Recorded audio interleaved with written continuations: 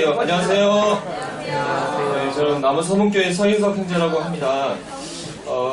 이 시간에는 주의 재림과 종말에 관한 예언들이라는 제목으로 여러분들과 교제 나눌 건데요. 이전 시간을 통해서 하나님의 그 예언이 역사를 통해서 성취된 사건들을 살펴봤잖아요.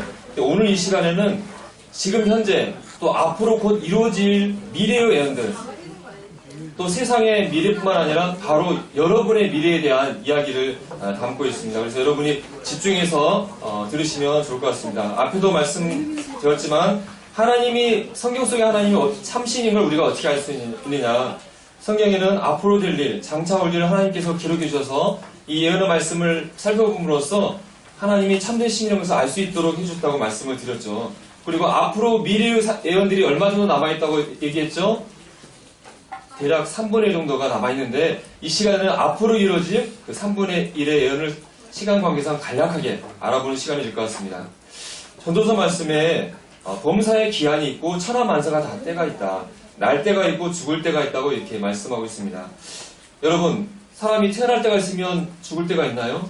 네, 우리 젊고 싱싱한 우리 학생들한테 하기는 뭐한 말이지만 언젠가 여러분도 언젠가는 죽을 때가 있다고 하는 거죠. 근데 문제는 사람만 그런 게 아니라 천하 모든 것이 시작과 끝이 있다고 얘기하고 있고, 성경 말씀을 보게 되면 이 세상의 시작과 이 세상의 끝이 있다고 하나님께서 말씀하고 있고, 끝에 이런 일에 대해서 우리에게 말씀해주고 있다고 하는 것입니다.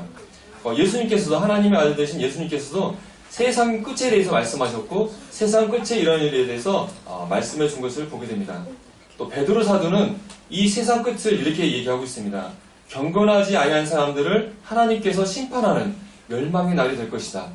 참, 세상 끝에 이런 일들이 즐겁고 기쁜 일이 아니라 하나님을 믿지 않은 사람들에게 큰 무섭고 두려운 날이 끝에 임할 것이라고 성경은 말씀하고 있다고 하는 것입니다. 근데 여러분, 혹시 이 우리가 살고 있는 이 세상이 끝난다, 이런 얘기를 들으면 어떤 마음의 생각이 들어요? 세상이 앞으로 끝난다는 얘기를 들 때 참 말도 안 되는 얘기다. 이거 광신자들이라 믿는 얘기일 거야. 그리스인들은, 교회 다니는 성경 믿는 사람들은 참 너무 허풍쟁이들이다라고 생각할지 모를 거예요. 그런데 이 세상이 끝이 온다고 얘기하는 사람들이 있을까요? 성경을 믿지 않는 사람들 가운데서 누가 말을 해요? 세계의 뛰어난 과학자들이 곧 세상이 망한다고 얘기를 하고 있어요. 여기에 이 시기가 어떤 시기인지 혹시 아는 사람 있어요? 이 시기의 이름은 세계 종말 시기라고 하는 것이고, 1947년경에 미국의 핵 과학자들이 이대로 이 핵을 관리하지 않으면 지구가 종말할 수 있다는 것을 경고하기 위해서 12시가 지구 종말 시간이라고 한다면 7분 전으로 이 시기가 처음에 세팅이 됐었어요. 그래서 해마다 반영을 하면서 시간을 조정하고 있는데 지금 몇 초까지 당겨졌을까요? 지구 종말 90초까지 당겨졌다고 하는 거예요. 작년에 러시아와 우크라이나 가운데 전쟁이 일어났을 때 러시아가 어떤 얘기를 많이 했었죠? 러시아가 전쟁 잘 안 풀리면 뭘 쓴다고 막 얘기를 했죠? 핵 써버릴 거야. 지금도 위협하고 있는 거잖아요. 그리고 북한에서도 지금 뭐 만들고 있죠? 핵 만들고, 세계 각국의 악당 나라들이 핵을 만들어가지고 여차하면 이걸 터뜨려버리겠다고 위협하고 있는 시점이 있는데, 지구에 핵무기가 몇 개 정도 있을까요? 보니까 15,000개의 핵이 있대요. 근데 이 핵 가운데 1%만 터져도 지구상의 생물이 다 멸종을 당한대요. 근데 지구상의 어떤 그 통치자가 눌러버려! 눌러버리면 지구가 이제 끝장이 나는 거예요. 그리고 핵을 떠나서 지금 기후 문제 가운데 어떤 문제가 계속 되고 있죠? 지구온난화. 왜 그렇게 생긴다고 하고 있죠? 탄소, 이산화탄소가 증가하기 때문에 지구온난화가 문제가 되고 있다고 얘기하고 있는데, 핵이 안 터져도 지구온난화만 심각해져도 2050년이 되면 지구상에 사람이 없다고 과학자들이 얘기하고 있습니다. 그런데 이미 수천 년에 기록된 하나님의 말씀에 세상의 끝이 올 것을 예견하고 있다고 하기 때문에 하나님 말씀에 우리가 귀를 기울여야 한다고 하는 것입니다. 앞 시간에 김만현님께서 세상의 징조들을 말씀해 주셨는데, 예수님의 제자들이 예수님께 와서 세상 끝에 무슨 징조가 있겠습니까? 라고 질문을 했을 때 답을 주셨어요. 그러면서 동시에 물었던 것이, 주의 임하심과 세상 끝에는 무슨 징조가 있겠습니까? 라는 질문을 했는데, 세상 끝에는 또 어떤 일이 일어나는 거예요? 예수님의 다시 오심이 일어날 때니까 세상의 끝이라는 것을 말씀해주고 있는 거죠. 앞쪽에서 말한 것처럼 거짓 메시아들이 나타나고 전쟁들이 일어나게 되고, 인류가 경험하지 못한 큰 지진들, 기근과 전염병과 무서운 일들, 하늘로부터 큰 징조들이 일어날 것이고, 그것들이 앞에서 말한 것처럼 산모의 진통처럼 점점 그 강도가 세워질 거라고 예수님께서 알려줬어요. 그래서 하나의 표로 보게 되면 지구상의 전 자연재해로 인해서 피해액이 급격하게 증가하고 있는 것을 보여주고 있는데 해마다 경험하지 못한 끔찍한 자연재해들이 계속해서 지금 늘어나고 있고 문제가 되고 있잖아요. 이런 것들은 우리가 살고 있는 이 시기가 세상의 마지막에 가깝고 주님이 다시 올 때가 가깝다는 것을 알려주는 징조라고 하는 것이죠. 또 예수님께서 세상의 끝에 가장 중요한 징조로 무화과 나무의 비유를 말씀해 주셨어요. 무화과 나무 열매 먹어본 적 있어요? 네. 근데 무화과 나무가 이스라엘에서 많이 나오고 성경에는 무화과 나무를 이스라엘을 상징하는 걸로 많이 말씀을 하세요. 근데 이 말씀을 하시기 전에 예수님께서 열매가 안 맺힌 무화과 나무를 보고 저주를 하니까 무화과 나무가 말라 비틀어 죽었어요. 예수님께서 화가 나서 그냥 한 것이 아니라 예수님을 메시아라고 인정하지 않고 하나님을 버린 이스라엘이 멸망을 당할 것을 무화과 나무를 저주함으로써 보여주셨는데, 그런데 마지막 때 주님이 다시 올 때가 되면은 이 무화과 말라 비틀어져 죽은 무화과 나무가 연화해지고 잎사귀를 내면서 다시 살아날 것을 말씀하셨어요. 이 말은 멸망당했던 이스라엘이 다시 회복한 독립할 것을 알려준 징조라는 것이죠. 그리고 이런 일이 일어나는 걸 보게 되면, 이스라엘이 독립하는 걸 보게 되면 인자가 곧 올 것인 것을 너희 알아채야 된다고 말씀하시면서 이 세대가 다 지나가기 전에 이 일이 세상의 끝이 올 것이라고 말씀해 주셨습니다. 한 세대의 의미 가운데 동시대에 비슷한 그 생각을 갖고 있는 사람들을 뜻하거나 사람이 태어나서 죽을 때까지의 그 기간을 의미하는 의미로 세대가 사용되어진다고 합니다. 이스라엘이 혹시 몇 년도에 독립했는지 아세요? 1948년도에 독립했는데 몇 년이 지났을까요 지금? 75년이 지나고 있어요. 이스라엘이 독립했을 때 태어난 사람이 지금 75살이 넘어가고 있는데 우리가 몇 년도 더 사람이 살죠? 한 70, 80, 장수하면 90, 100살까지 사는데 이스라엘이 독립한 것을 본 사람들이 다 죽기 전에 예수님이 오실 것이라고 말씀하고 있는데 그 시기가 점점 임박하고 있다고 하는 것이에요. 또 에스겔 선지자도 BC 580년경에 이 세상 끝에 일어날 이스라엘을 공격하는 큰 전쟁이 일어날 것을 말씀하면서 그때가 세상의 마지막 때라고 얘기하고 있고, 그때에 이스라엘이 각 나라에서 모여들어서 그 조상들의 땅에 모여서 다시 살게 될 것이라고 얘기했는데 이미 1948년도에 이스라엘이 독립해서 살고 있다고 하는 것입니다. 2000년 동안 이스라엘의 나라를 잃고 멸망한 가운데 있었는데 이스라엘이 독립해서 다시 나라를 이루는 시점은 어떤 때라고요? 이 세상의 마지막 때. 그리고 이스라엘이 독립을 한 이후로부터 하나님께서 말씀하신 이 세상의 마지막 때 일어날 많은 예언들이 이제 곧 일어난다고 해서 알려주는 중요한 징조이기 때문에 이스라엘은 하나님의 예언 시기라고 말할 수 있다고 하는 것입니다. 앞에서 예루살렘이 이스라엘이 AD 70년에 로마 장군에서 타이투스 장군에서 멸망했다는 말씀을 이미 들었죠. 예수님께서도 이미 예루살렘이 로마 군대에 에워싸여서 멸망당할 것을, 그리고 모든 이스라엘 백성들이 이방에 사로잡혀가고 예루살렘은 이방인들에게 집할 것이라고 예수님께서 예언하셨고 이것이 문자적으로 성취된 것을 여러분이 들으셨을 거예요. 그런데 또 이 예수님이 이전에 약 1400년 전에 모세도 하나님의 영광을 받아서 이스라엘 백성들이 하나님을 버리고 하나님을 배반할 때에 하나님이 심판하셔서 이스라엘 백성들이 땅 이끝에서 땅 저끝까지 만민 중에 흩어져서 고난을 당할 것을 예언의 말씀으로 주셨습니다. 그 예언의 말씀이 AD 70년에 정확하게 성취되었고 이스라엘 백성들이 전 세계에 흩어져서 2000년 동안 나라를 잃은 가운데 서름을 당하면서 수난을 당하면서 괜한 누명을 쓰고 죽음을 당하는 일들이 계속 일어났고 그 정점은 바로 이 히틀러 2차 세계대 히틀러에 의해서 600만 명이 넘는 이스라엘 사람들이 죽임을 당하는 일들이 일어나게 되었고 이대로 가다가는 이스라엘이 이 지구상에서 사라지게 될 위기 가운데 처해져 있었습니다. 그런데 놀랍게도 하나님께서는 이스라엘이 멸망당하고 세계 각국에 흩어질 것을 예언하셨을 뿐만 아니라 그들이 다시 하나님께 돌아온다 한다면 하나님께서 마음을 돌이켜서 그들을 모든 백성들 가운데 다시 모아서 조상들이 차지했던 조상들의 땅으로 다시 돌아오게 하겠다고 이미 BC 1400년경에 모세를 통해서 예언해 주셨던 것을 보게 됩니다. 또 에스겔 선지자를 통해서도 그들을 다시 세계 각국에서 취해서 그들의 조상들의 땅으로 돌아오게 하고 그들이 한 나라를 이루게 할 것이라고 에스겔 선지자도 이 예언의 말씀을 다시 확인해 주셨던 것이죠. 그 예언이 1948년 5월 14일 날 이스라엘의 독립선언으로 성취가 되었습니다. 나라가 하루에 갑자기 생기는 것처럼 기적적인 하나님의 예언의 성취, 이스라엘이 나라로 독립하는 일이 일어나는데 이것은 결코 쉬운 일이 아니고 정말 기적적인 일인 것이죠. 이때 주변의 아랍 국가들이 어떻게 했을까요? 막 박수치면서 축하한다고 했을까요? 어떻게 했을까요? 이놈의 자식들 어떻게 우리들의 땅에 우리들의 땅을 차지할 수 있어 하면서 독립선언을 하자마자 어떻게 했을까요? 바로 주변의 아랍 다섯 국가들이 똘똘 뭉쳐서 이스라엘을 쓸어버리는 전쟁을 일으켰습니다. 근데 하나님께서 어떤 약속을 주셨냐면 이스라엘 백성들이 조상들의 땅에 다시 돌아오게 된다면 그들과 그들의 자손들이 영원히 거기에 거주하게 할 것이다. 그리고 성소를 그 가운데 세울 것이다. 아모스 말씀에서도 그들이 내가 준 땅에서 다시 뽑히지 않게 하실 것이라고 하나님께서 약속해 주셨어요. 이 말은 뭐예요? 이스라엘이 독립한 다음에 주변의 아랍 국가들이 공격을 해도 이스라엘이 진다는 거예요? 승리를 한다는 거예요? 결코 지지 않는다는 거예요. 이스라엘과 중동 국가들 가운데 총 4차례의 전쟁이 일어났어요. 1차 전쟁은 독립선언을 하자마자 다음날 5개의 아랍 국가들이 그냥 벌떼처럼 날아와서 전쟁을 일으켰는데 이스라엘은 군대도 없고 무기도 없는 그런 가운데 있음에도 불구하고 10개월의 전쟁 가운데 승리를 해서 오히려 처음 약속된 땅보다 훨씬 더 많은 땅을 차지하게 되었어요. 이어지는 2차 전쟁, 3차 전쟁, 4차 전쟁 계속 다 승리를 했고 지금 현재 하마스, 작년 10월 달에 하마스가 전쟁을 일으켜서 현재도 지금 하마스와 전쟁을 치르고 있는 가운데 있지만 이스라엘이 질 것 같아요? 어떻게 될 것 같아요? 결코 지지 않을 것이다. 이스라엘 끝까지 마지막 때까지 나라를 유지할 것이라고 성경은 예언하고 있다고 하는 것입니다.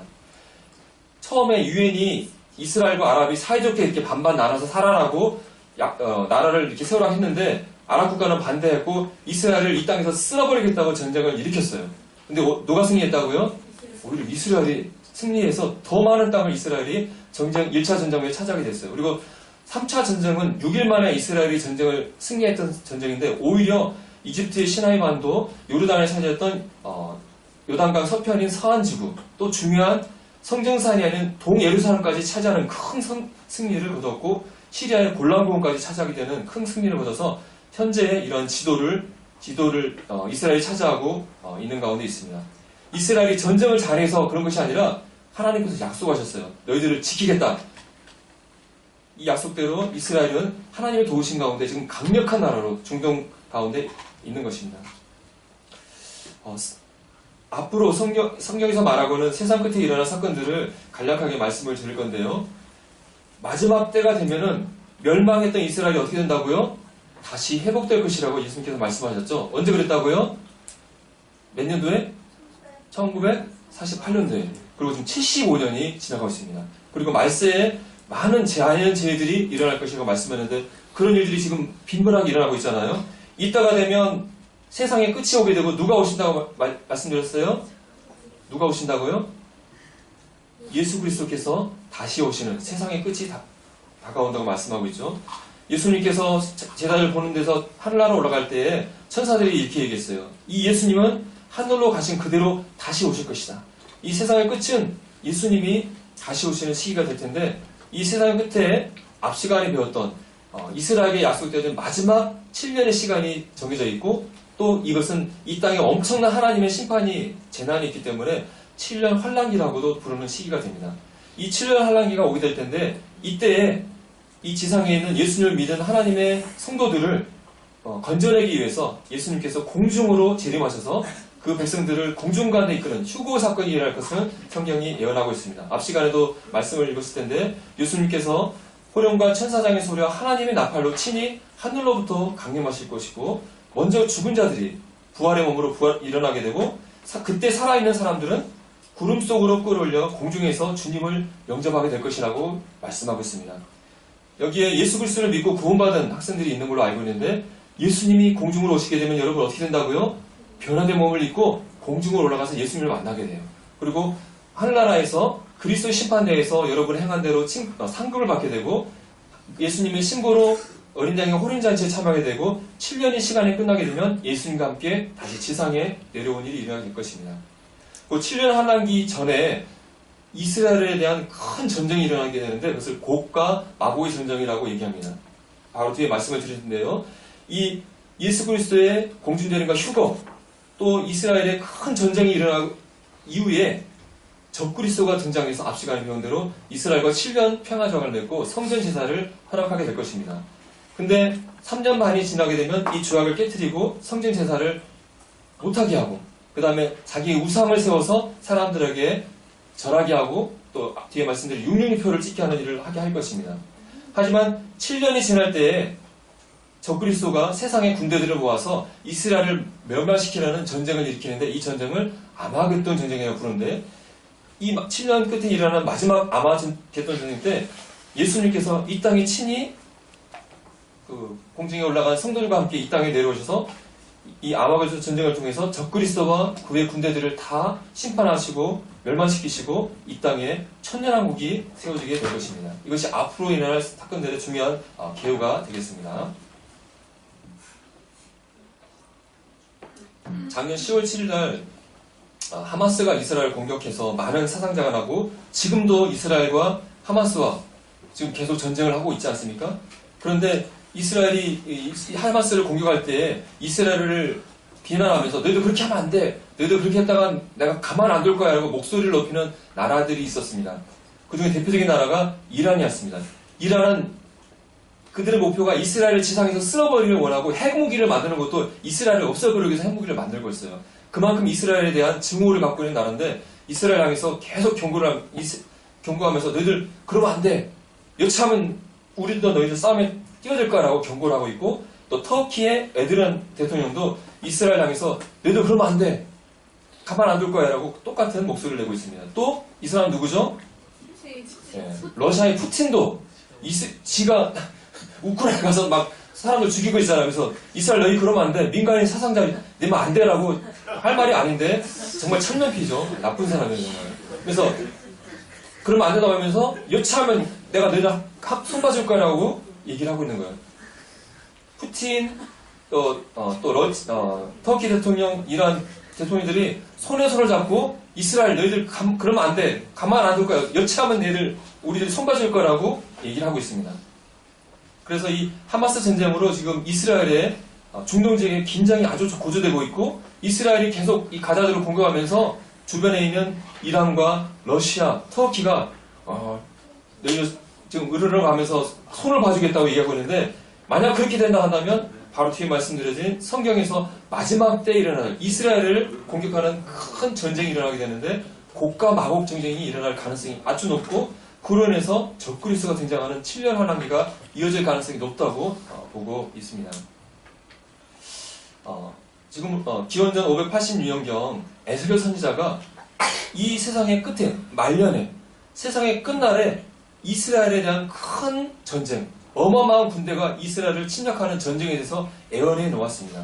이 세상의 끝에 이스라엘 백성들이 각 나라에서 이스라엘 땅에 들어와서 나라를 이루고 평안히 살고 있는데 이스라엘의 극한 북방, 이스라엘 가장 북쪽에 있는 나라에서 많은 군대가 구름이 땅에 덮음같이 이스라엘을 치어들어오는 전쟁이 이 세상의 끝에 일어날 것이라고 예언해 두었습니다.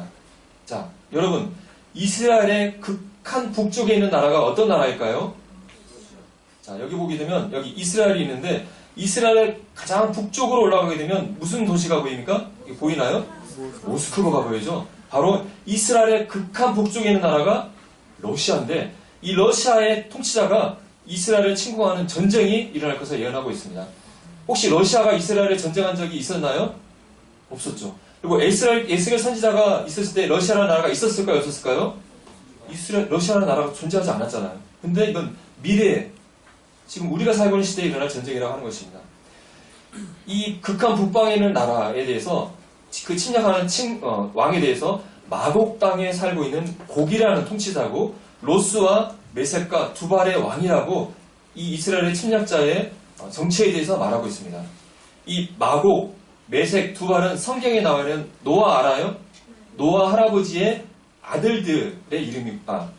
노아 할아버지의 아들이라서 야벳의 아들, 손자들의 이름이에요.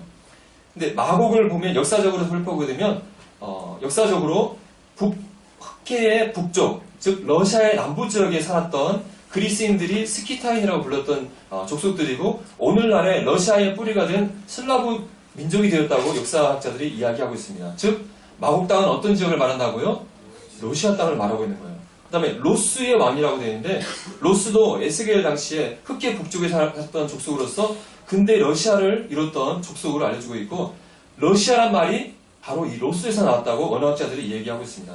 로스도 바로 러시아를 얘기하고 있는 거죠. 그 다음에 메색 하면 어떤 말과 비슷하나요? 메색?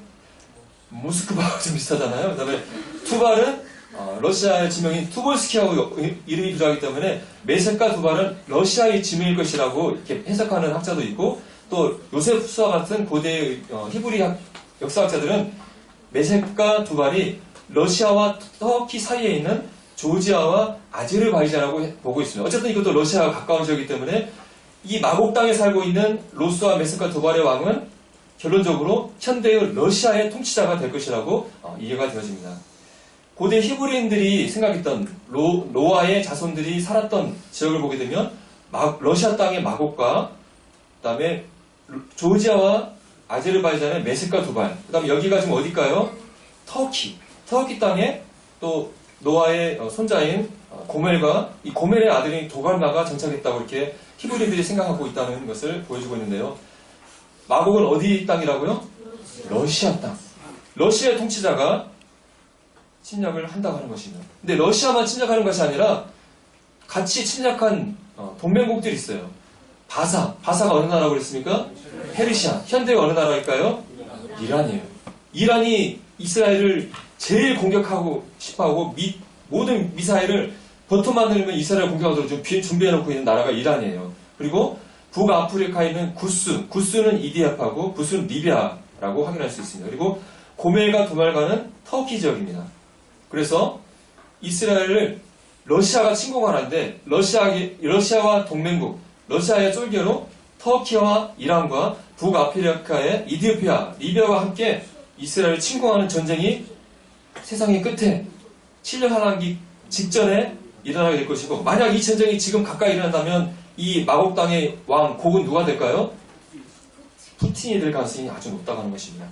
근데 이들이 왜 전쟁을 일으킨지 봤더니 말씀을 보게 되면 그들이 이스라엘 땅에 와서 무언가를 탈취하러 빼앗으러 왔다. 은과 금을 빼앗으러 왔다고 얘기를 하고 있습니다. 근데 이스라엘에 보면 황무지고 무화과 나무나 재배하고 있고 빼앗을 것이 없는 그런 나라처럼 보이는데, 근데 놀라운 일이 일어났어요. 2010년경에 대박을 터뜨렸어요. 뭘 터뜨리냐면 엄청난 양의 석유와 가스가 이스라엘에서 확인이 됐고, 그래서 개발하게 되었다고 하는 거예요. 시페라 유전에서는 사우디아라비아가 제일 석유가 많은데 거기에 육박하는 석유가 있다는 것이 확인되었고, 4개의 그 바다에서 천연가스전이 발견되어졌는데 그 중에 하나인 리바이던 천연가스전은 미국의 천연가스의 절반 양에 해당하는 엄청난 양의 천연가스가 있다는 것이 확인되었다고 하는 것입니다. 그래서 이것을 개발해서 이스라엘이 쓰고 있고 이것을 터키에 수출하고 있는데, 더 나아가서 이 해상에 있는 가스를 그리스까지 해적가스를 2200km에 이르는 해적가스를 연결해가지고 유럽에 수출할 계획을 세워서 지금 공사를 하고 있어요. 자, 그러면 주변의 아랍 국가들이 어떤 마음이 들까요? 그렇지 않아도 이 이스라엘 땅이 자기들 땅이라고 생각하고 있었는데 이스라엘이 이 에너지 대박을 터뜨리니까 더 마음속에 막 화가 치밀어 오르겠죠. 왠지 가서 저걸 뺏어서 내 것으로 만들어야 되는데. 또 러시아에도 마찬가지예요. 러시아도 지금 천연가스를 유럽에 공급을 해서 돈도 벌고 유럽 나라들을 자주유지하고 있는데, 이스라엘에서 막 석유가 나오고 가스가 나오고 이 가스를 유럽에 공급하면은 러시아가 마음이 어떻게 될까요? 굉장히 마음이 불편해지겠죠. 그래서 아랍 국가가 손을 합치고 이스라엘을 쓸어버리고 이것들을 자기들의 것으로 뺏어야겠다는 마음을 품고 침략하는 날이 이른다고 하는 것입니다. 그런데 이 어마어마한 군대가 러시아가 침공하는데 어떻게 이스라엘이 이길 수 있겠어요? 그런데 하나님께서는 이 침략군들이 멸절당할 것을 말씀하고 있어요. 하나님께서 이 군대가 이스라엘 땅을 쳐들어왔을 때 엄청난 큰 지진이 이스라엘 땅에 일어나서 막 산들이 무너지고 절벽이 무너지고 성벽이 무너지는 큰 지진이 이 침략군이 쳐들어왔을 때 일어날 것이라고 말씀하셨고, 그렇게 되면 모든 그 통신체계라든가 상대방을 식별하는 레이저 장비들이 다 파괴되겠죠. 그러면서 서로 각 사람이 칼이 그 형제를 친다고 했는데 적을 이스라엘을 공격하는 무기들을 자기 아군에게 막 쏘는 일들이 일어나게 될 것을 얘기하고 있습니다. 또 온역과 피, 폭우와 큰 우박과 불과 이왕이 그 침략한 백성들에게 빛처럼 내리게 돼서 그 침략군의 군대가 멸절되어 버린다고 말씀하고 있습니다. 이 일을 통해서 세계 각 나라 사람들의 눈에 하나님의 존대함과 거룩함이 나타나게 돼서 그들이 내가 여호와인 줄 알게 되는 사건이 일어날 것이다. 러시아의 군대가 이스라엘을 침공하는 일도 정말 놀라운 일인데 그 침략군들이 하나님에 의해서 그냥 순식간에 다 멸망당하는 일이 이 세상 마지막에 일어날 것을 말씀하고 있다고 하는 것입니다. 그리고 그 침략군들이 얼마나 숫자가 많은지 그 시체를 매장하는 데만 7개월이 걸리고 그들의 무기를 불태워서 연료를 사용하는데 7년의 시간이 걸린다고 얘기하고 있습니다. 아마 그 침략군들이 그 탱크나 막 전차를 움직이기 위해서 많은 석유나 그런 것을 가져왔을 텐데 그것들을 연료로 사용하는 것을 생각할 수 있겠습니다. 자, 인류의 마지막 때에 이스라엘에게 7년의 기간이 또 7년 환란기가 있다고 했고 7년 환란기가 끝나면 예수 그리스도께서 이 땅에 오셔서 천년왕국을 세우신다고 되어 있는데 무기를 태우는 기간이 7년이라 한다면 최소한 7년 하기 전에 무기를 써야 되기 무기로 7년 연료를 사용해야 되겠죠. 그러기 때문에 이 러시아가 침공하는 이 전쟁은 7년 하기 직전이나 직후에 발생할 가능성이 높다고 점쳐지고 있고 그리고 휴거가 7년 하기 전에 일어나게 되는데 휴거 전이 될지 후가 될지 학자들의 의견들이 있는데 제가 봤을 때 이것이 가장 타당하다고 생각이 되어집니다. 만약 휴거가 이 세상에 일어나게 되면 많은 그리스도인들이 지구상에서 사라져버리게 되죠. 특히 미국이나 서유럽에서는 많은 그리스도인들이 정치가가 있고 군대 장군들이 있을 텐데 그 사람들이 사라지게 되면 미국과 서유럽에 큰 문제가 생길 것입니다. 이런 혼란을 틈타서 더 이상 이스라엘을 지원하는 미국과 서유럽 국가가 혼란 가운데 있을 때 이것을 기회라고 생각하고 러시아 아랍 국가가 이스라엘을 공격하는 일이 일어날 가능성이 아주 높아지겠죠. 그럴 때 이 러시아 아랍 국가가 하나님에서 멸망당하게 되면 미국도 정신이 없죠. 또 러시아도 아랍 국가들도 다 멸망해버리면 이 틈을 타서 유럽연합에서 한 정치가가 세력을 잡으면서 적그리스로 등장하면서 이스라엘과 7년 해결하면서 맺으면서 7년 환란기가 시작될 것이 가능성이 높겠다라고 점치는 학자들이 있습니다. 점친다고? 예측하는. 네. 앞에서 말씀드렸던 김환현 선생님께서 말씀드렸던 이스라엘에게 마지막 7년의 시간이 남아있다고 되어 있고 그 시간이 다가올 것을 가깝다고 말씀을 드렸습니다. 이 7년의 기간 동안 통치하는 사람을 바로 적그리스도가 등장할 것이라고 앞 시간에 배웠는데 이 적그리스도는 이 느부갓네살에 왔던 신상에 철과 진흙으로 되어진 10발가락, 새와 진흙으로 된 10발가락의 나라, 또 10뿔의 나라라고 앞에 시간에 배웠습니다. 그 형태가 유럽연합이 된다고 이미 보셨는데 이 느부갓네살 신상의 마지막은 사람의 손을 대지 않은 돌이 나와서 이 신상의 발을 탁 쳐부수게 될 때 이 신상이 허물어지면서 겨처럼 바람에 흩날려 사라지게 되고 이 신상이 채워져서 태산을 이룬다고 이루는 것으로 예언이 끝나게 됩니다. 그래서 이 해석을 하기를 하나님께서 사람이 만든 나라가 이제 멸망하게 되고 하늘의 하나님이 한 나라를 세우고 이 나라가 영원하게 될 것이라고 해석을 해주면서 이 예언이 끝나게 되는데 하나님이 세우는 한 나라는 어떤 나라일까요? 바로 예수 그리스도께서 지상에 오셔서 세우는 천년왕국의 나라를 얘기하는 것이죠. 그런데 이 나라가 세우기 전에 이 땅에 세워질 마지막 나라는 적그리스도가 다스리는 10왕의 나라, 새와 진흙의 10발가락의 나라가 될 것이라고 얘기하고 있습니다. 로마가 다스렸던 지역을 보여주고 있는데 이 지역에 지금 유럽연합이 있는데 이 나라는 희한하게 여러 나라가 여러 민족이 섞여 있는 새와 진흙이 섞여 있는 형태의 나라의 모습을 가지고 있습니다. 1957년 로마 지역을 통해서 유럽연합이 출발점을 이뤘고 93년 11월 달에 유럽연합으로 공식적으로 시작되어져서 1999년도에 단일 화폐를 사용하는 유로화를 사용하는 경제적인 통합을 이뤘고 2009년도에 리스본 조약을 통해서 유럽 대통령을 선출하는 데까지 나아가고 있습니다. 지금 유럽 대통령 공식 명칭은 유럽연합의 정상회의 상임의장이라는 명칭인데 2년 반을 임기를 가지고 유럽연합을 이끄는 대통령들입니다. 하지만 이들에게는 안보나 외교 권한을 가지고 있지 않아서 미국의 대통령처럼 강력한 권력, 또 막 군대를 이끄는 강력한 권력은 없기 때문에 마지막 때에 나타날 막강한 권력을 가진 적그리스도의 모습은 아닌 것 같습니다. 그래서 지금 현재 유럽의 모습은, 유럽연합의 모습은 마지막 때에 나타날 열왕의 나라, 그리고 강력한 세계를 지배하는 적그리스도 나라의 전 단계의 모습으로 생각이 되어집니다.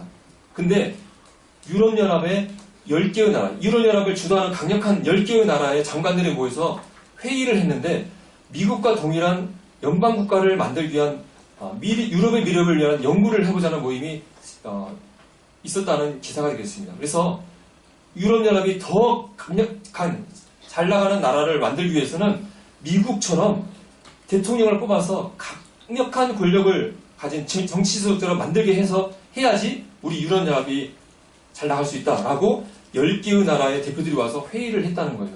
이 말은 앞으로의 상황 가운데 유럽연합의 10개의 나라가 주축이 되어서 강력한 정치 지도자를 만들게 될 텐데, 그렇게 되면 그 사람이 세계를 지배하는 적그리스도가 될 가능성이 아주 높다는 것을 우리가 예측해 볼 수 있는 것입니다. 그럼 이 적그리스도가 등장하게 되면은 뭘 한다 그랬어요? 이스라엘과 7년 평화적을 맺게 되고 뭘 짓게 한다고요? 성전을 짓게 한다. 그래서 지금 이스라엘 사원이 이 자리에 성전을 짓게 할 것이고, 3년 반 동안은 성전 제사를 허락하다가 3년 반이 지나게 되면 어떻게 한다고요? 성전 제사를 금하게 하고 거기에 자신의 우상을 세울 것이라고 예언되어 있다고 말씀드렸죠. 바울 사도도 그 적그리스도를 율법의 사람, 멸망의 아들, 또 대적하는 사람이라고 얘기하면서 그가 모든 신들 위해 자기를 높여서 하나님 성전에 앉아서 자기가 하나님이라고 내세울 것이라고 사도 바울도 말씀해주고 있습니다. 이 하나님의 성전이 세워질 성전 사례는 지금 이슬람 사원이 세워져 있는데, 이것이 원래 이슬람 세력의 땅이었는데 지금은 누가 이것을 지배하고 있어요? 이스라엘이 사실은 차지하고 있어요. 1967년 6.1 전쟁 때 이스라엘이 여기를 차지했어요. 하지만 이것을 아랍 국가의 갈등을 피하기 위해서 이 성전산을 무슬림 국가들이 관리하도록 허락하고 있습니다. 하지만 어쨌든 이 성전산을 이스라엘이 찾아가 있고 여차하면 성전산을 지을 수 있는 힘을 가지고 있어요. 이 전쟁에 차지했던 라피 슬로모 고레는 이 성전산을 탈환한 것을 의미를 두면서 우리는 하나님의 도성을 얻었다. 그리고 우리는 유대인의 메시아 시대에 들어가고 있다라고 선언했는데, 유대인들은 2000년에 오셨던 예수님을 메시아로 인정하지 않고 있는데 앞으로 오실 메시아를 기다리고 있어요. 근데 이 메시아가 무엇을 세우면 온다고 기대하고 있는데, 무엇을 세우면 메시아가 온다고 기대할까요? 성전을 세우면 메시아가 올 것이라고 기대하고 있고, 이 성전산에 성전을 세우기를 간절히 바라고 있는데 드디어 성전산을 우리 손에 넣었다. 이제 여기에 성전을 우리가 세울 것이다 라고 얘기하고 있는 것이죠. 앞 시간에 들었던 성전 연구소를 세워서 이런 여러 가지 기구들과 의복들을 만들고 제사장 의복을 만들고 제사장 훈련을 시키고 또 번제단을 만들어서 예비 훈련들을 하고 있습니다. 성전 승사단을 미리 만들어 놓고 있고, 또 최근에 이 성전 홍보하는 사이트에 갔더니 이런 말이 있었습니다. 우리가 원한다면 오늘 제 성전을 우리는 건축할 수 있습니다. 이미 준비를 거쳐놓고 지어라는 명령이 떨어지면 바로 성전을 오늘 지을 수 있는 준비를 이스라엘은 하고 있다고 하는 것입니다. 또 앞에 내용 가운데 빠진 가운데 보게 되면 성전 제사를 할 때 중요한 준비물이 있는데, 부정한 자를 거룩하게 하는 물이 꼭 성전 제사에 필요한데, 이 거룩하게 한 물은 아무런 흠이 없는 붉은 암송아지를 불에 태우고 거기에 백향목과 오술주와 홍색재를 같이 넣어서 만든 잿물에 물을 섞어서 만든 잿물이 꼭 필요한데, 아무런 흠이 없는 한 가락에 다른 색의 털이도 없는 흠이 없는 붉은 암송아지가 구하기가 그렇게 어렵다고 합니다.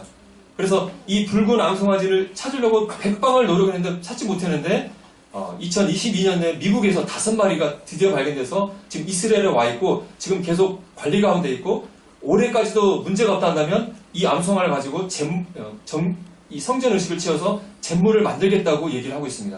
그런데 이스라엘 유대인들은 붉은 암송아지가 마지막 때에 나타나서 이것이 성전 잿물을 만드는 것이 가능해지면 성전이 세워지게 되고 메시아가 온다는 믿음을 가지고 있다고 하는 것입니다. 자, 예수 그리스도께서 공중으로 재림하셔서 휴거 사건이 일어나게 되고, 또 러시아의 침공에 의한 국가 마법 정쟁이 일어나게 되고, 적그리스도가 통치하는 7년 환란기가 오게 됐을 때 그 기간을 7년 환란기, 이 7년의 기간을 환란기라고 얘기하는데, 왜냐하면 예수님께서 말씀하시게 할 때 그때가 가장 큰 환란이 오기 때문이라고 얘기하고 있습니다. 창세로부터 지금까지 이런 환란이 없을 것이라고 말씀하고 있습니다. 지금 여러 가지 자연재해가 많이 일어나고 있죠. 지진이 일어나고 태풍이 일어나고 그런 일이 있지만 이 7년 환란기 때에는 인류 역사상 한 번도 경험하지 못한 엄청난 재앙이 이 세상에 일어나게 되고 지상에 수많은 사람들이 죽임을 당할 것을 예수님께서 말씀하고 있는 것입니다. 계시록 말씀을 보게 되면 7년 환란기 때에 7인의 심판과 7 나팔의 심판, 7 대접의 심판이 연이어 일어나게 되면서 지상에 남아있는, 이 지상에는 어떤 사람들이 남아있어요? 예수님을 믿지 않는 불신자들이 남아있잖아요. 이 사람들에게 하나님의 심판이, 하나님의 진노가 임하게 돼서 이 남아있는 사람들이, 수많은 사람이 죽임을 당할 것을 성경은 경고하고 있다고 하는 것입니다. 7인의 심판 때 하나의 인이 떼질 때마다 재난이 일어나게 되고 7인의 심판 때에 인류의 4분의 1이 죽음을 당할 것을 얘기하고 있습니다. 4분의 1만 돼도 얼마나 될까요? 수십억의 사람이 죽는 거죠. 또 7 나팔의 심판이 일어날 때 남아있는 사람의 3분의 1이 죽음을 당한다고 얘기하고 있습니다. 그래서 전 3년 만에 이 심판을 해서 인류의 절반이 죽음을 당할 것을 성경은 얘기하고 있어요. 지금 지진이 일어나서 막 몇만 명 죽는 것도 많이 죽었다고 애도하는데 7년 환란기 때는 몇십만 명이 아니라 매주 몇십억이 죽어나가는 일이 이 지상에 일어나게 되고 마지막 3년 후 3년만 때는 앞의 환란과는 또 비교할 수 없는 더 무시무시한 7 대접의 심판이 일어나게 되고 이 사건으로 인해서 지구상에는 하나님을 믿지 않는 예수님을 거부하는 불신자들의 태반이 다 죽음을 당하는 일이 일어나게 될 것입니다. 여러분이 만약에 예수 그리스도를 믿지 않고 이 7년 환란기에 드러나게 된다면 이런 환란 가운데 죽음을 당하게 된다고 성경은 경고하고 있다고 하는 것입니다. 자, 이 7년 환란기 동안에 적그리스도가 이 세계를 지배한다고 얘기하고 있는데 적그리스도가 전 세계를 지배한다고 성경은 예언하고 있습니다. 그가 권세를 받아서 갑족속과 백성과 방언과 나라를 다스릴 것이다. 그가 권세를 받는데 이 적그리스도가 누구에게 권세를 받을까요? 네? 네. 하나님이 아니라 마귀, 사탄에게 권세를 받아요. 그래서 한 사람이 세계를 지배한다는 것이 상식적으로 이해가 안 되잖아요. 미국의 대통령도 미국도 다스리기 힘든데 어떻게 한 사람이 세계를 다스릴 수 있어요? 근데 이 사람이 일반 사람이 아니에요. 사탄으로부터 권력을 받아서 엄청난 카리스마와 능력으로 전 세계 사람을 그냥 휘어잡아서 한 세계를 하나로 만들고 자기 휘하에 들고 지배를 한다고 하는 거예요. 그래서 이 땅에 남아있는 어린 양의 생명책에 기록되지 못한 하나님을 믿지 않는 구원받지 않은 사람들이 다 이 적그리스도를 보고 정말 하나님처럼 여기면서 그를 따르고 하나님처럼 경배하게 된다고 얘기하고 있습니다. 그리고 그가 3년 반이 됐을 때 칼에 상하였다가 살아나는 기적적인 일어나게 되고 그 일을 계기로 이 짐승을 위해서 짐승을 하나님이라고 막 떠받들게 하고 이 짐승의 우상을 만든다고 얘기하고 있습니다. 그리고 이 짐승은 일반 우상과는 다르게 특이한 특징이 있는데 말을 해요. 생기가 들어가서 말을 하는 우상을 만들어 놓고 전 세계 사람들에게 이 짐승의 우상에게 경배, 절을 하게 만든다고 얘기하고 있습니다. 그리고 절을 하지 않는 사람들은 어떻게 한다고 되어 있습니까? 경배하지 아니하는 자는 몇이든지 다 죽이게 되더라. 다른 말씀을 보게 되면 목 베어 죽인다고 얘기하고 있습니다. 여러분이 만약에 예수 그리스도 믿지 않고 7년 환란기에 들어가게 되면 성경의 예언들이 다 이루어지는 걸 보게 되고 적그리스도라는 통치가 나와서 세계를 지배하게 되고 우상을 만들어 놓고는 이 우상에게 절을 하게 한다는 일을 겪게 될 것입니다. 그리고 우상에게 절을 하지 않으면 어떻게 한다고요? 목 베어 죽이는 일이 있을 거라고 하는 것입니다. 뭐 무섭겠죠. 자, 그런데 한 사람이 세계를 지배하는 일이 가능한 시대에 우리가 살고 있는 것을 보게 됩니다. 지금 시대를 어떤 시대라고 얘기하죠? 여기 보니까 뭐라고 되어 있어요? 4차 혁명 시대. 4차 혁명 시대는 인공지능, 인터넷, 빅데이터, 모바일 이런 첨단 통신 기술이 발달되어져서 전 세계가 모든 사람들이 사물이 공간이 다 초연결되어져서 세계가 하나처럼 움직이는 세상이에요. 그래서 지구 반대편의 사람이 뭘 하고 있는지 무슨 말을 하고 있는지 다 알 수 있는 시대고 또 인공지능이 개발되고 있고 로봇 기술이 발전하는 시대에 살고 있습니다. 그래서 이런 첨단 기술을 통해서 전 세계 사람들을 감시하고 통제하고 관찰할 수 있는 시대에 살고 있다고 하는 것입니다.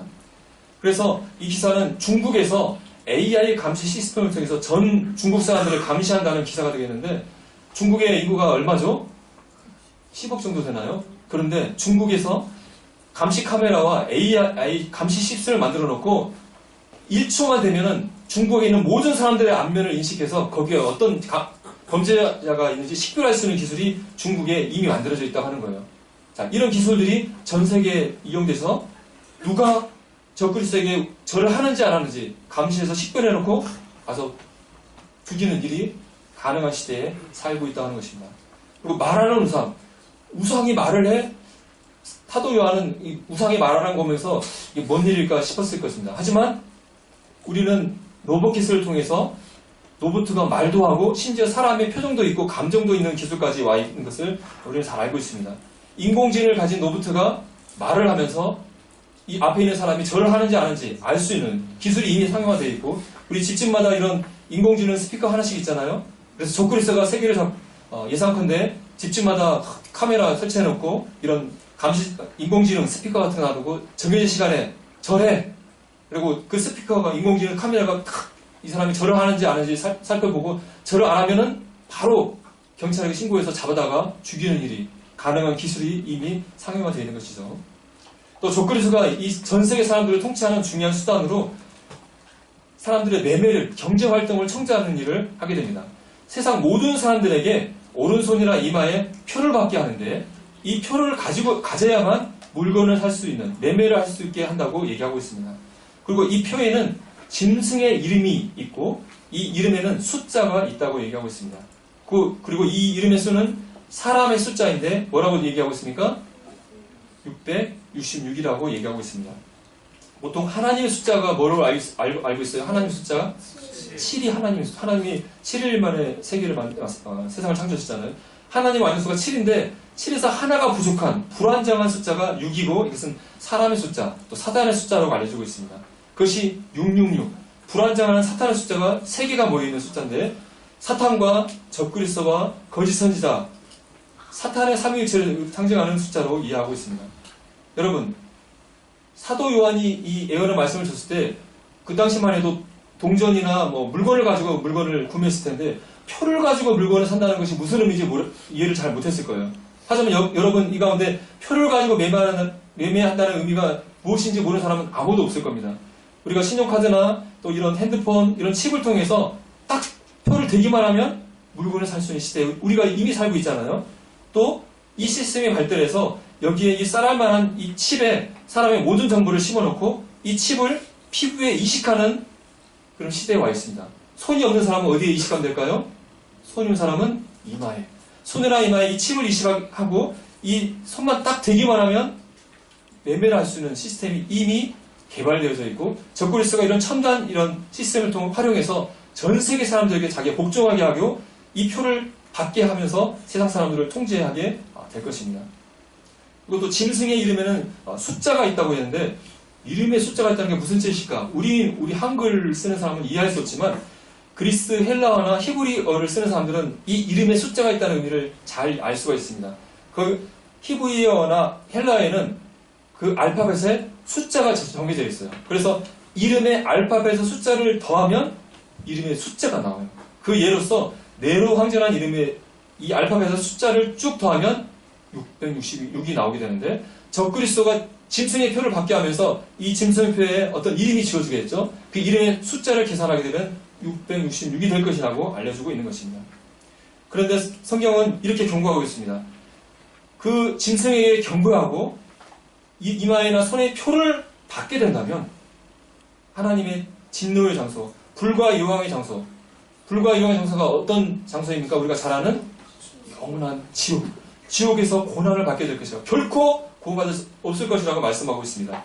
근데 역으로 말하면요, 혹시라도 여러분 여기 앉아 계신 분들 가운데 구원받지 못하고 이 환난기에 들어가는데 적그리스도가 나와가지고 자 이제부터 우상에게 절해야 돼, 이거 이 윤림표 받아야 돼 했을 때 여러분이 죽기를 각오하고 안 받게 된다면 어떻게 될까요? 혹시? 죽어요. 예? 죽어요. 죽겠죠? 네. 죽습니다.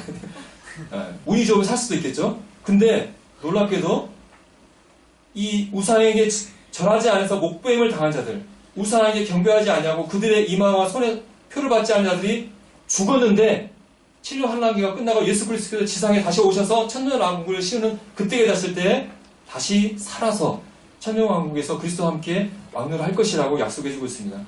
그래서 혹시라도 여기 앉아 계신 가운데 예수님을 믿지 못하고 7년 한게 들어간 지금 분이 혹시라도 있다 한다면 이 사실만은 꼭 기억했으면 좋겠습니다. 여러분은 눈앞에서 모든 하나님께서 말씀하신 말씀의 일들이 성취되는 걸 볼 때 뒤늦게 내가 미처 몰랐구나.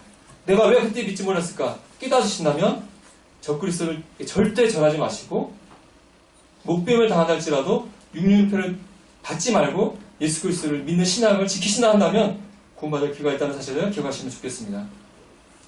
자, 마지막 때 신령하기 직전에 예수 그리스도의 공중재림과 휴거, 이스라엘을 침공하는 러시아의 전쟁, 그리고 적그리스도의 등장과 7년 환란기가 있고 7년 환란기의 마지막 때에 적그리스도가 세상의 모든 군대들을 이끌고 이스라엘을 쓸어버리는 마지막 전쟁, 그래서 아마겟돈이라는 장소에서 일으키게 될 때에 예수님께서 하늘에 있는 성도들과 함께 이 땅에 지상재림하시면서 적그리스도와 그의 군대들을 멸망시키는 심판을 하실 것입니다. 그렇게 되면서 인류의 인간이 왕으로 다스리는 세상은 이제 끝나게 되고 세상의 끝이 오게 되고 예수 그리스도가 다스리는 하나님의 나라가 이 땅에 오게 될 것입니다. 자, 이 이야기가 여러분 개개인과 어떤 의미가 있을까요? 아, 세상이 이렇게 돌아가는 건가 보다. 여러분, 나와 상관없는 이야기일까요? 여러분과 상관이 있는 이야기일까요? 여러분의 미래와 상관이 있는 이야기입니다.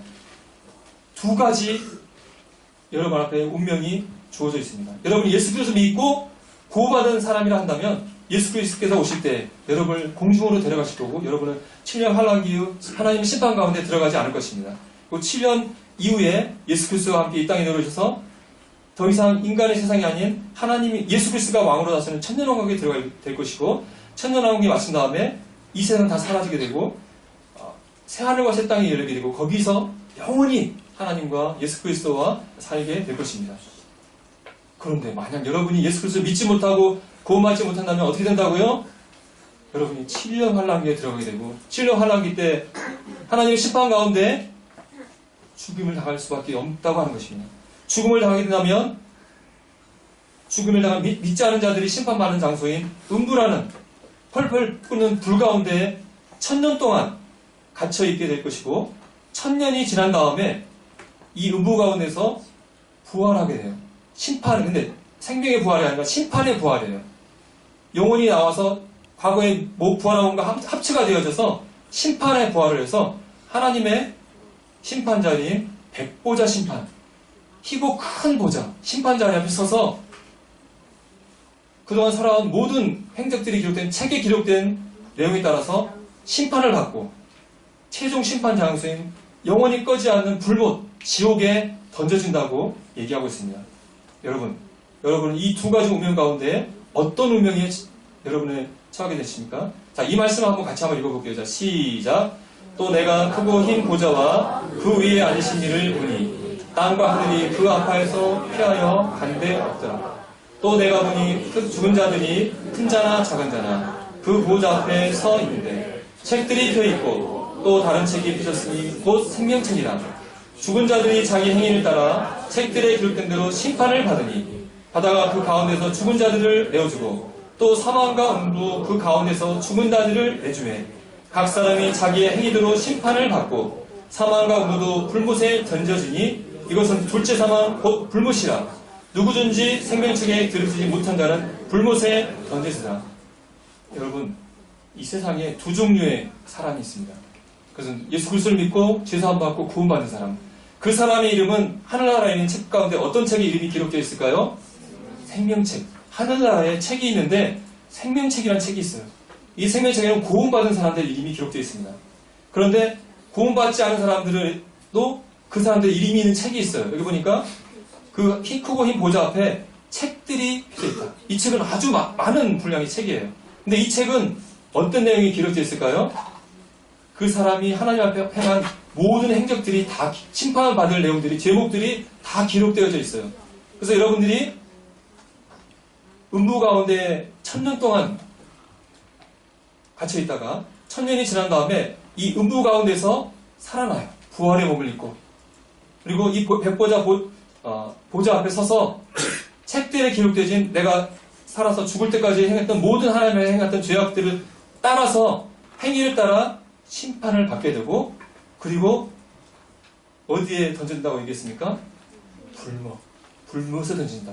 그래서 이것을 둘째 사망이라고 얘기하고 있습니다. 여러분, 사람이 몇 번 죽어요? 여러분 어떻게 알겠어요? 사람이 몇 번 죽어요? 보통 사람들이 얘기할 때, 야, 사람이 한 번 죽으면 막 자꾸 나오네요. 두 번 죽냐, 한 번 죽지? 하면서 막 이렇게 하잖아요. 근데 성경은 그렇게 얘기하지 않고 있어요. 사람이 몇 번 죽는다고요?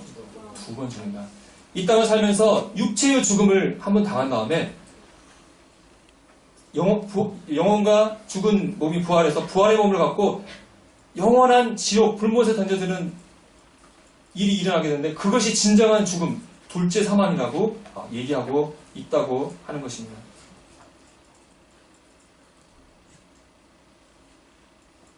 자, 이 시간에 여러분들에게 세상 끝에 일어난 얘기를 말씀드렸는데, 이 세상 끝에 대한 이야기를 이렇게 장황하게 말씀드린 이유는, 이 세상 끝에 일어난 일들은 바로 여러분의 운명, 여러분의 미래와 상관이 있기 때문입니다.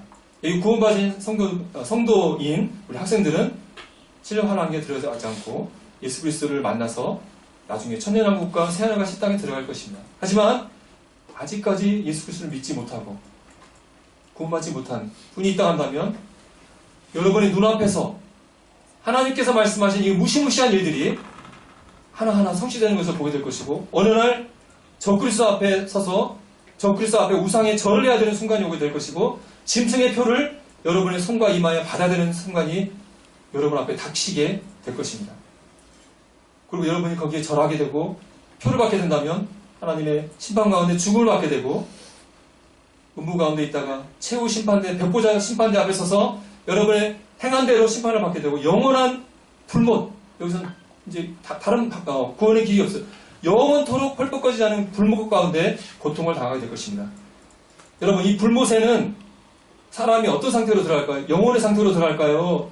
몸을 가지고 들어갈까요? 놀랍게도 영혼이 들어가는 게 아니에요. 부활한 몸을 갖고 산채로 들어가는 거예요.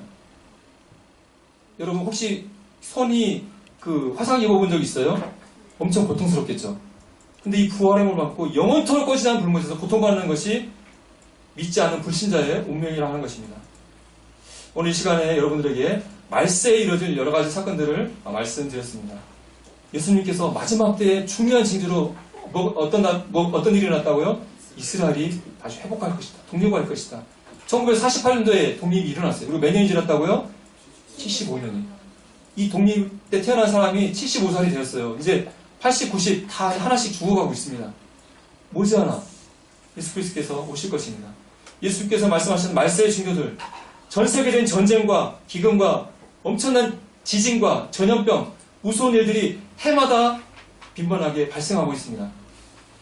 그리고 러시아와 이란과 터키와 이 나라들이 손을 잡고 이스라엘을 이제 쳐들어가려고 준비를 하고 있습니다. 유럽연합이 자리를 잡고 여기서 적그리스도가 등장하게 될 것입니다. 이스라엘은 신호만 지으라는 명령만 내리면 이스라엘 성전을 지을 모든 만반의 준비를 갖추고 기다리고 있습니다. 적그리스도가 7년 하나님 때 다스릴 모든 통치 시스템이 완성돼서 적그리스도가 등장하기만 하면 전 세계 사람들을 다스릴 준비가 되어지고 있습니다. 이런 일이 일어나기 시작하거든 너희는 일어나 머리를 들어라. 너희 구원이 가까워지라. 이런 일들이 일어나고 있습니다. 이제 공주로 오실 예수 그리스도가 다시 오는 날을 기다리면서 우리의 머리를 들고 예수 그리스도를 맞이할 시간이 다가오고 있습니다. 하지만 아직까지 구원받지 못한 우리 학생들이 있다고 한다면 지금이 마지막 기회일 수 있다고 생각이 되십니다. 예수 그리스도가 오시는 사건은 정해진 것이 없어요. 오늘 밤이라도 오셔도 아무런 문제가 없어요. 오늘 밤이라도 예수 그리스도가 오시면서 마지막 7년 하나님과 들어간다 할지라도 아무 문제 없는 시기에 우리가 살고 있습니다. 여러분이 지금 이렇게 편안한 가운데 하나님의 말씀을 듣고 예수 그리스도의 복음을 듣고 구원받을 수 있는 시기가 이제 언제 올지 모릅니다. 지금은 은혜 받을 만한 때요 보라 구원의 날이라는 이 말씀처럼 오후에 들려질 예수 그리스도의 복음의 말씀을 통해서 아직까지 예수 그리스도를 믿고 구원받지 못한 사람들이 있다 한다면 오늘 바로 오늘이라는 시간에 예수 그리스도를 믿고 구원받고 하나님의 자녀가 되시기를 바랍니다. 여러분이 예수 그리스도를 믿고 예수 그리스도를 여러분의 구주로 섬기신다면 예수님께서 장래의 노하심에서 7년 환란이 있을 거겠지만 영원한 지옥의 심판 가운데서 여러분을 건져 주실 것입니다. 네, 이상으로 제 말씀 뵙도록 하겠습니다. 감사합니다.